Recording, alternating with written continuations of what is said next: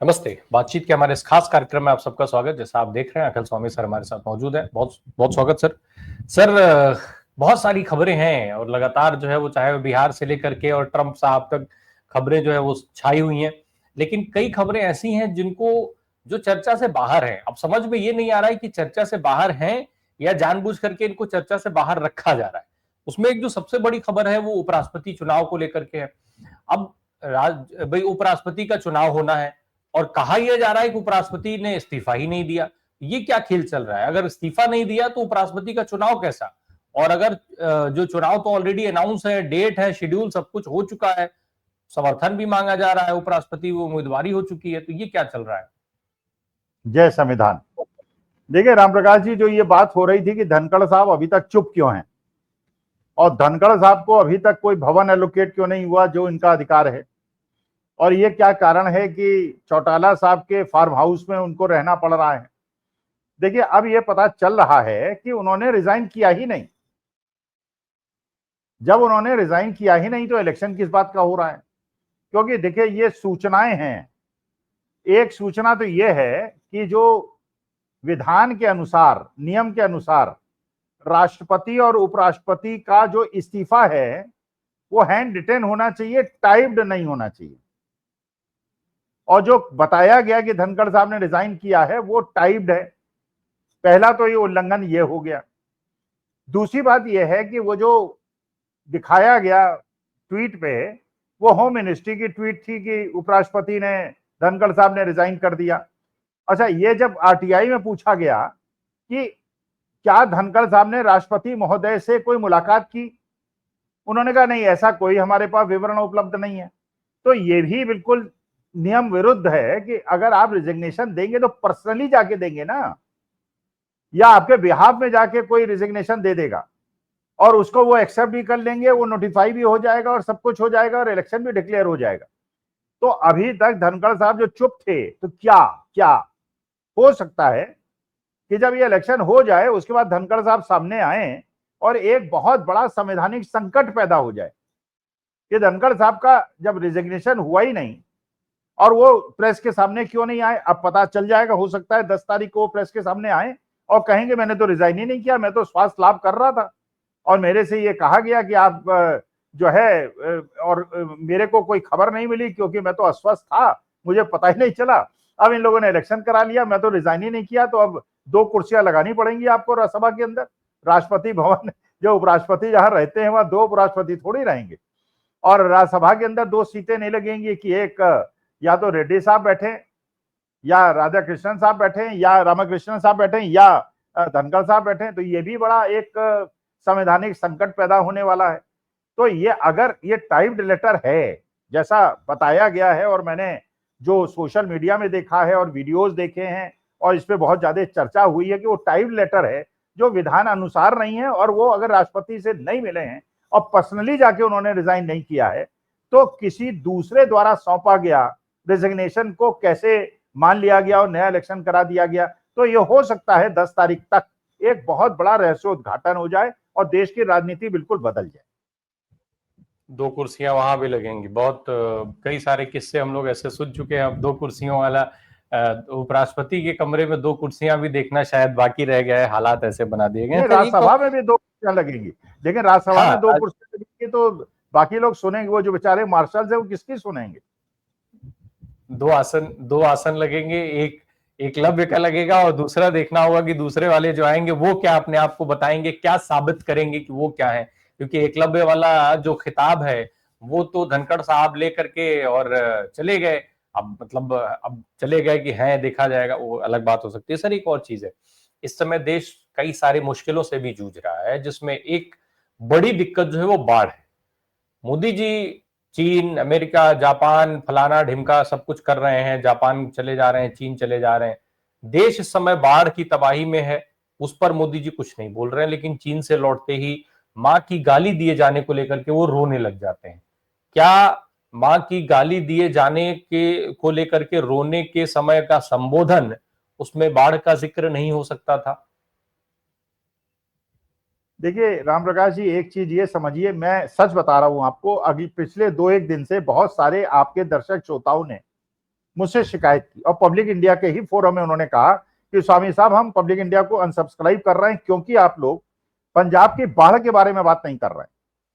हिमाचल प्रदेश उत्तराखंड के जो परेशानी वहां की जनता झेल रही उसके बारे में उन्होंने कहा और मुझे बात सच लगी। देखिए आज के तारीख में जो विभीषिका झेल रहा है पंजाब, और वो पंजाब जिसने हमेशा हिंदुस्तान को रोटी खिलाई है और लंगर करके खिलाई है, बिना धर्म और जाति पूछ के कराई है। हम लोग तो चलिए भाई जितना हम लोग प्रयास कर सकते हैं यही तो कर सकते हैं कि सरकार तक बात पहुंचाएं, लेकिन सरकार तक तो बात पहुंच रही है ना। रोज बादल फट रहे हैं उत्तरांचल हिमाचल प्रदेश में और जम्मू कश्मीर के अंदर, पंजाब के अंदर गांव के गांव बहे चले जा रहे हैं, खेत के लाखों हेक्टेयर खेत जो है बह गए हैं, वहां की खड़ी फसल खराब हो गई है। शिवराज सिंह चौहान वहां गिरे हुए गन्ने को खड़ा करने का प्रयास कर रहे हैं, जैसे एक गन्ना खड़ा कर लेंगे तो पूरी किसानी बच जाएगी। तो ऐसे समय में जिस पंजाब ने हमेशा हमारे साथ खड़े होकर हमारे को रोटी खिलाई है, आज वो परेशानी में है तो मोदी जी एक शब्द नहीं बोल रहे हैं, अफगानिस्तान के बारे में बोल रहे हैं। वो ट्वीट करने का फुर्सत है उन्हें अफगानिस्तान के बारे में? तो देखिए मैंने तो उस दिन से निर्णय ले लिया था कि हर चर्चा में राम प्रकाश जी चाहे रिलेवेंट हो ना हो, पंजाब, उत्तराखंड, हिमाचल प्रदेश और जम्मू एंड कश्मीर के अंदर जो विभीषिका आई हुई है, घर उजड़ रहे हैं, होटल बह रहे हैं, पूरे के पूरे पर्यटन स्थल बह रहे हैं, धराली और धरासू टाइप के। ऐसे समय में हम देशवासियों का कर्तव्य है और ये अंबानी अडानी जी का भी कर्तव्य है कि कम से कम 5-5, 10-10 हजार करोड़ रुपए डोनेट करें और वहां पे लोगों को मकान, टेम्परेरी मकान और खाने की व्यवस्था कराई जाए। पीएम केयर फंड में जो हजारों करोड़ रुपए इकट्ठा किया गया है, जिसका कोई ऑडिट नहीं हुआ, हमें पता नहीं कि वो पैसा कहां खर्च हुआ, वो पैसा भी पंजाब और इन चारों स्टेट के लिए खर्च किया जाए। अगर गुजरात के अंदर कुछ हो गया होता तो सारा का सारा पीएम केयर फंड वहां लगा दिया गया होता, पूरे हिंदुस्तान का पैसा इकट्ठा करके लगा दिया होता। तो क्या ये सौतेले बेटे हैं? ये हमारे सगे भाई हैं और इन लोगों ने हमेशा हम लोगों को बचाया है। पंजाब ने, हिमाचल, ये सब बॉर्डरिंग स्टेट्स हैं, तो इनके लिए बिल्कुल ये पक्का ये होना चाहिए, मोदी जी पे दबाव बनना चाहिए कि आप जो है तुरंत राहत वहां पे सप्लाई करें। और आपने क्या एक भी निक्कर वाले को पंजाब के अंदर, हिमाचल के अंदर, उत्तराखंड के अंदर और कश्मीर के अंदर सेवा करते हुए देखा है? अभी देखिए, अभी हम वीडियो में कह रहे हैं, कल तक वो अपना आर्टिफिशियल इंटेलिजेंस से फोटो बना के और वो दिखा देंगे कि हम लोग देखिए कितनी मेहनत कर रहे हैं। कोई नहीं दिखाई पड़ रहा है। गांव और इंडिया के पंजाब वालों को सलाम करता हूं, प्रणाम करता हूं। वो कुत्तों को बचा रहे हैं, वो भैंसों को बचा रहे हैं, अपनी जान देने के उसमें बचा रहे हैं। हरियाणा से हजारों ट्रकें पंजाब की तरफ जा रही हैं, अन्य भर भर के, और हरियाणा वाले कह रहे हैं कि हमारे भाई हैं पंजाब वाले, इन्होंने, ये हमारा भाईचारा है और हम भाईचारे को निभाएंगे। तो इस समय देश के हर व्यक्ति का कर्तव्य है, लेकिन हम पीएम केयर फंड में इसलिए नहीं दे सकते कि वो चुनावी प्रचार के लिए मोदी जी यूज कर लेंगे बिहार के लिए। वो आंसू बहाते हैं बिहार में जाके, आंसू बहने चाहिए पंजाब और उत्तराखंड और हिमाचल प्रदेश और जम्मू एंड कश्मीर के लिए, क्योंकि बिहार के अंदर इलेक्शन है तो इसलिए वहां लगे हुए हैं। सर पंजाब में, भाई पंजाब हो या जम्मू कश्मीर, भारतीय जनता पार्टी की सरकार तो है नहीं, तो मोदी जी चिंता क्यों करें? भाई उत्तराखंड में भाजपा की सरकार है, तो जब तबाही मची थी तो उन्होंने पूछा था ना, उसका हालचाल लिया था। आपने मीडिया में देखा होगा कैसे दिखाया गया था कि प्रधानमंत्री ने एक एक चीज की पर्सनली जानकारी ले रहे हैं, मॉनिटर कर रहे हैं एक एक चीज को लेकर के। तो ये जब उत्तरकाशी में के धराली में जब बादल बादल फटे थे तो आप सबने वो न्यूज देखी है। तो उत्तराखंड में भाजपा की सरकार है, उन्होंने उसका केयर किया। पंजाब में सरकार नहीं है भाजपा की, तो क्यों चिंता करें? जम्मू कश्मीर में भाजपा की सरकार नहीं है, वो क्यों चिंता करें? हिमाचल प्रदेश में भाजपा की सरकार नहीं है, वो क्यों चिंता करें मोदी जी इसकी? तो इसका माने मोदी जी उन्हीं प्रदेश के प्रधानमंत्री हैं जहां पे भारतीय जनता पार्टी की सरकार है। तो क्या ये पंजाब वाले सही? तो केवल गुजरात के हैं सर। बिहार में गए थे, बिहार में चुनाव है, आपको ठीक से याद होगा। बिहार में गए तो उन्होंने क्या कहा कि हम आपको 4 मजदूर रेल दे रहे हैं। लेकिन जब गुजरात में गए तो क्या कहे कि हम आपको इतनी फैक्ट्रियां दे रहे हैं। तो आखिर प्रधानमंत्री गुजरात के ही तो हुए ना, फिर इस हिसाब से यही आरोप तो लगा रहा है आरजेडी से लेकर के वो तमाम विपक्ष। अरे जीएसटी भी उन्होंने ढोकला फाफड़ा में खत्म कर दी। हमारे पंजाब, उत्तर प्रदेश, हरियाणा वाले जो खाते हैं उस पर खत्म ही नहीं। अच्छा, बंद भी कराया तो बिहार में कराया, गुजरात में नहीं कराया। भाई मोदी जी तो गुजरात के बेटे हैं ना, तो अगर भावना को ठेस पहुंचनी चाहिए थी गुजरात वालों को पहले पहुंचनी चाहिए। गुजरात वालों को ठेस नहीं पहुंची, बिहार वालों को ठेस पहुंच गई। अच्छा, उस ठेस पहुंचने के चक्कर में राम प्रकाश जी आपने देखा होगा, मां बहन की गालियां दी गई, औरतों को पीटा गया, प्रेग्नेंट वुमेन को हॉस्पिटल नहीं पहुंचने दिया गया, जो साड़ी की दुकानें थी उनको लूटा गया और मां बहन की गालियां दी गई। तो ये किस प्रकार का न्याय है? अरे जिसने गाली दी थी वो जेल में चला गया। अच्छा वो भी लग रहा है स्पॉन्सर्ड है, प्रायोजित है, क्योंकि वो आदमी जो है वो बिल्कुल स्पष्ट रूप से बोलता है, उसकी वीडियो बनती है, पूरी तरह से वो बात फैल जाती है। मोदी जी वहां ठाके लगाते हुए चीन में दिखाई पड़ते हैं, वहां उनको दुख नहीं होता जब पता चलता है कि उनकी माता जी को गाली दी गई। और जैसे ही लौटते आते हैं वो बिहार का अपना चुनाव का फायदा पहुंचाने के लिए फिर वो एक वो दे देते हैं और उसमें पूरा बिहार बंद का नारा दे देते हैं। तो बिहार बंद का नारा दिया आपने, गुजरात में क्यों नहीं बंद किया लोगों ने स्पॉन्टेनियसली अपने आप? इसका माने गुजरात के लोगों को परेशानी नहीं हुई, केवल बिहार के लोगों को परेशानी हुई। तो ये देखिए ये जो पूरा मैसेजिंग है, ये अभी तक तो एक आदमी ने गाली दी थी, आज बिहार के वो लोग जो बेचारे, लड़की है स्कूटी चला रही है, उसे ऑफिस जाना है, उसकी नौकरी का प्रश्न है, उसको नहीं जाने दिया गया। अच्छा पुलिस भी उनका समर्थन कर रही है, पुलिस भी ये कह रही है कि बंद जो है इलीगल होता है, इसको इस प्रकार से।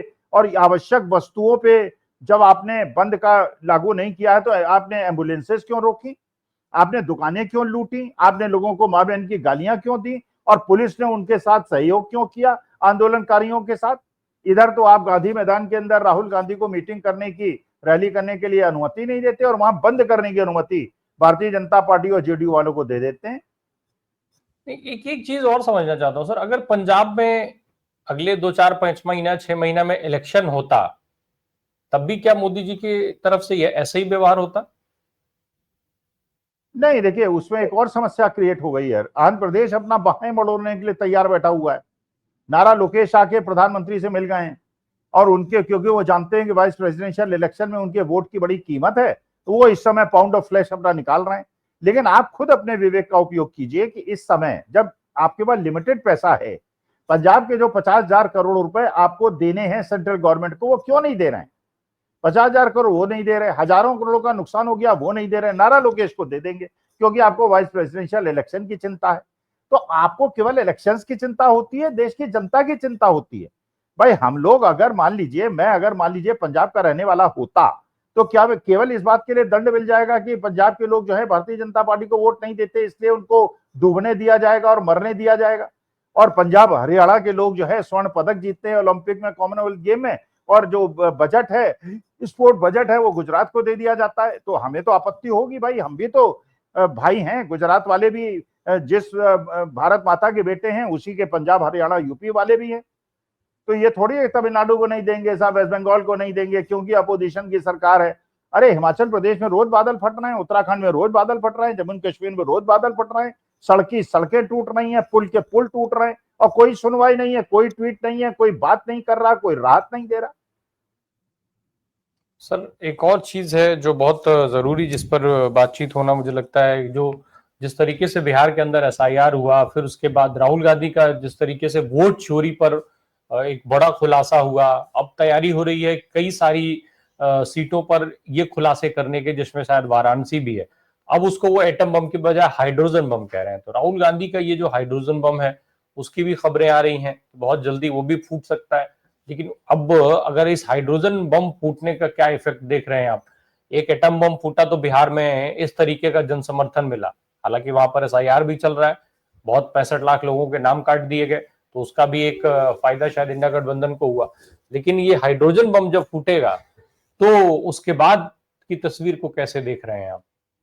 देखिए ये बात तो राम प्रकाश जी बिल्कुल पक्की हो गई है कि मोदी जी की सरकार अस्थिर है, और ये रेवंत रेड्डी ने बड़ा स्पष्ट कहा कि मैं जो बात करता हूं आज तक कभी गलत सिद्ध नहीं हुई है, और अगले 4 5 महीने के अंदर ये सरकार गिर जाएगी।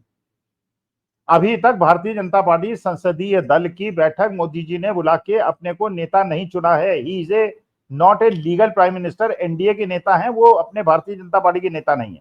वसुंधरा राजे जिस प्रकार से एक्टिव हो गई हैं, और जिस प्रकार के राजस्थान के मेंबर ऑफ पार्लियामेंट्स को मोदी जी ने डिनर पे बुलाया है, क्योंकि राजस्थान के अंदर भी बगावत के सुर हैं। चंद्रबाबू नायडू और वाईएसआर कांग्रेस के जगन रेड्डी, वो लोग भी विद्रोह करने के लिए तैयार हैं, पटनायक साहब भी तैयार हैं।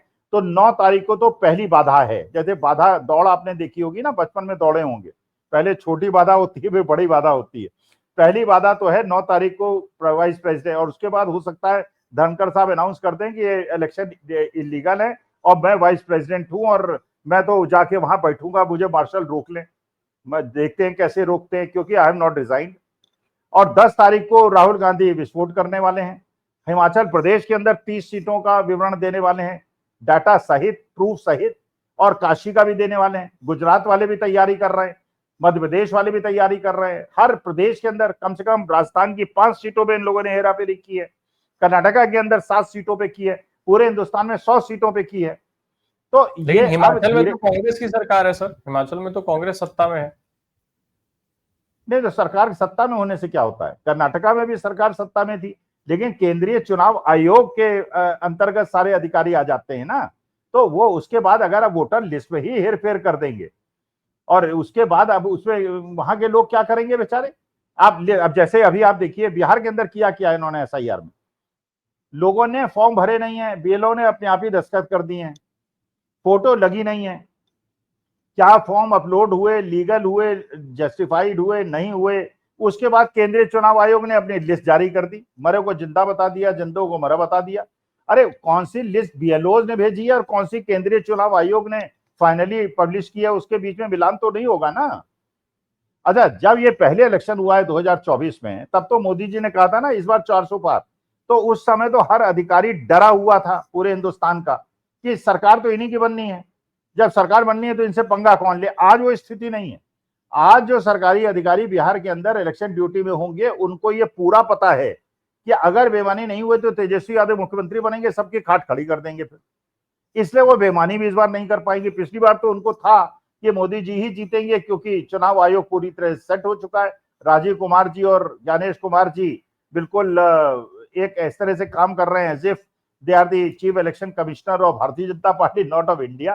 तो जैसे मोदी जी आप बता रहे हैं कि वो वहां के अपने भारतीय जनता पार्टी जो रूल्ड स्टेट है उसी के प्राइम मिनिस्टर है, हमारे नहीं है, क्योंकि हमारी स्टेट के अंदर उनका, तो ये तरीका नहीं है भाई। You are the prime minister of whole of India, पूरे हिंदुस्तान का। मणिपुर जाने की बात कर रहे थे, अरे यार मणिपुर 2 साल के बाद क्या करने जा रहे हो, जब आग लगी थी तब जाते। अब पंजाब में जब बाढ़ खत्म हो जाएगी, वहां के लोग लड़ पड़ के जीत जाएंगे, उसके 3 साल के बाद आप जाके राहत देंगे। और सारा का सारा पैसा जो है गुजरात को दिए चले जा रहे हैं, इंडस्ट्रियलाइजेशन गुजरात को दिए चले जा रहा है। उत्तर प्रदेश बिहार वालों को धार्मिक मुद्दों पे उछाल रखा है आपने। सर मेरा बड़ा सवाल ये है कि क्या मोदी जी प्रधानमंत्री हैं? मोदी जी की एक्टिविटीज जो है वो प्रधानमंत्री वाली हैं? एक चीज बताएं मुझे, वो प्रदेश में जिस तरीके से वो प्रदेश का भेदभाव करते हैं, मैंने बताया बिहार का एग्जाम्पल आपको दिया, आपने भी बताया कैसे खाखड़ा फाफड़ा और वो सब चीजें। हालांकि नविका कुमार जी बता रही हैं कि लिट्टी चोखे पे भी जो है वो नहीं लगा है जीएसटी, तो वो भी ध्यान रखना होगा। लेकिन क्या वो प्रधानमंत्री हैं? जिस तरीके से सरकारी कार्यक्रमों में भी जाके जो वो भाषणबाजी करते हैं, क्या वो एक प्रधानमंत्री का भाषण होता है जहां पर शुद्ध रूप से विपक्ष को गाली देने के अलावा, नेहरू को गाली देने के अलावा, राजीव गांधी को गाली देने के अलावा, इंदिरा गांधी को गाली देने के अलावा और कोई बात नहीं की जाती है? तो क्या वो देश के प्रधानमंत्री हैं या वो भारतीय जनता पार्टी के नेता के तौर पर पूरा एक्टिव रहते हैं? प्रदेशों के बीच में भेदभाव की बात हम लोग कर ही रहे हैं लगातार, तो क्या प्रधानमंत्री हैं? यही अपने आप में एक बड़ा सवाल नहीं है? देश प्रदेश का तो बात ही छोड़ दिया जाए। अरे एक चीज और बताइए, ये तो चलिए देश के अंदर जो हो रहा है आप खुद देख रहे हैं और आपने बताया। जो अभी चीन गए मोदी जी, वहां पुतिन खड़े हैं, शी जिनपिंग खड़े हैं और मोदी जी खड़े हैं। अच्छा, हमने तो हमारे यहाँ तो म्यूट करके एएनआई ने उसको सुना दिया और ये दिखाया जैसे तीनों बड़े नेता ट्रंप के खिलाफ खड़े हो गए। रूस वालों ने भाषा भी सुना दी, उसका वीडियो भी ऑन कर दिया। अब जो रूपांतरकार बता रहे हैं कि रूस भाषा में जो चीनी भाषा में जो कहा गया, बेसिकली शी जिनपिंग ने ये कहा था कि I welcome both of you in the meeting here in China. अरे ये तो एक नॉर्मल चीज होती है भाई, आप मेरे घर आएंगे, मैं कहूंगा राम प्रकाश जी बड़ा अच्छा किया, मेरे घर आए, मेरे को सौभाग्य है, मैं आपके घर आऊंगा तो आप ये कहें। उसमें खिलखिला के हंसना और अट्टहास लगाना, वो पुतिन भी चौंक गए, यार ये क्या बात हुई, मैं इस बात किस बात पे हंस रहे हैं, मैंने केवल वेलकम किया था।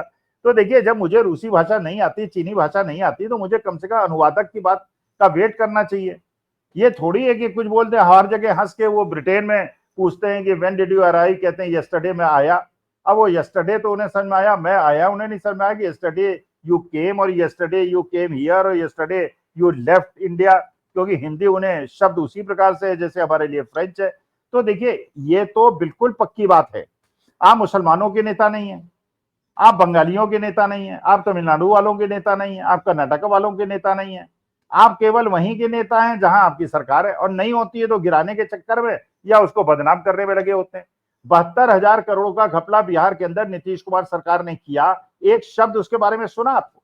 1,000 करोड़ का अगर बंगाल के अंदर मिल जाएगा, तमिलनाडु के अंदर मिल जाएगा, सारा गोदी मीडिया उसको डिस्कस करेगा। तो गोदी मीडिया भी गोदी मीडिया है, वैसे ही ये गोदी सरकार है।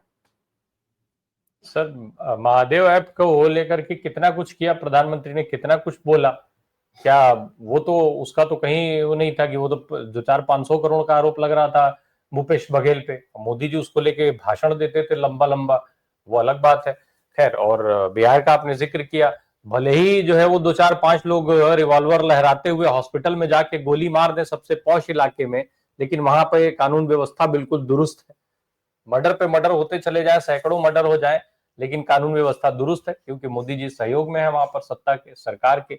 फिर चुनाव होना है, कैसे कह दें कि बिहार में जंगल राज चल रहा है, क्योंकि खुद का जो है वो वहां पे खुद ही सरकार में है, सत्ता में है, सबसे बड़ी पार्टी के तौर पर उसमें सब ज्यादा सीटें उस गठबंधन में लेकर के वो बैठे हुए हैं।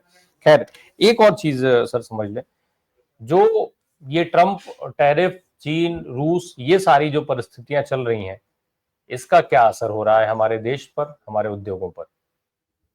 आप राम प्रकाश जी एक चीज बिल्कुल खुले दिल से कोई भी व्यक्ति हिंदुस्तान से पूछ लीजिए, किसी भी व्यक्ति से पूछ लीजिए, क्या चीन पे आप विश्वास करते हैं, पाकिस्तान पे विश्वास करते हैं? आरएसएस वाले भी कहेंगे हम चीन और पाकिस्तान पे विश्वास नहीं करते।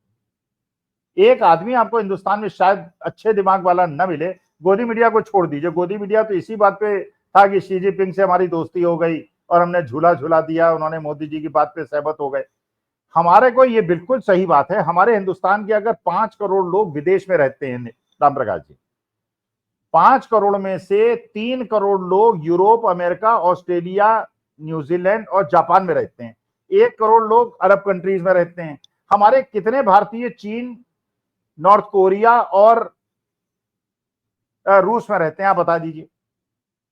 अरे हमारी economy is dependent on western economies, और वेस्टर्न इकोनॉमी से अच्छी खासी दोस्ती हमारी चल रही थी। वो पता नहीं कभी ट्रंप की कन्वेंसिंग कर दी, कभी बाइडेन की कन्वेंसिंग कर दी, सब जगह गुड़गोबर कर दिया और आज के तारीख में वामपंथियों के गोद में जाके बैठ गए।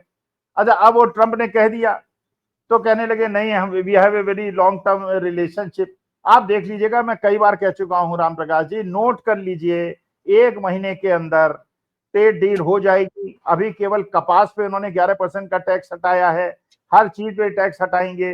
भारत के अंदर हमारे किसान बर्बाद हो जाएंगे। मोदी जी को किसी चीज की कोई चिंता नहीं है, उन्हें केवल चिंता इस बात की है कि उनके गुजराती पूंजीपति मित्रों का बिजनेस चलता रहे। He doesn't care for us. अगर he would have cared for us तो रूस से 30% कम दाम पे तेल मिलने के बाद अगर 30% हमारे पेट्रोल और डीजल पे दाम कम कर दिया जाए, हमारी उतनी बचत हो जाएगी जो जीएसटी की बचत से 4 गुनी ज्यादा होगी। तो जीएसटी का नौटंकी मत कीजिए। पेट्रोल डीजल पे जब रूस से 35-40% आप तेल खरीद रहे हैं और 30% रिड्यूस दाम पे ले रहे हैं, तो हमारे दाम 20% कम कर दीजिए, महंगाई अपने आप खत्म हो जाएगी। बिल्कुल, चलिए, मुझे लगता है मोदी जी आपकी बात सुने निश्चित तौर पे, ताकि देश को राहत मिल सके, क्योंकि वो ज्यादा जरूरी है। अब भाई रूस से 30% सस्ता तेल खरीद करके केवल अंबानी जी माल बनाएंगे, तब तो फिर देश के लोग कीमत चुकाएंगे ही, जो चुका रहे हैं लंबे समय से। बहुत बहुत धन्यवाद सर हमसे बात करने के लिए। Thank you so much.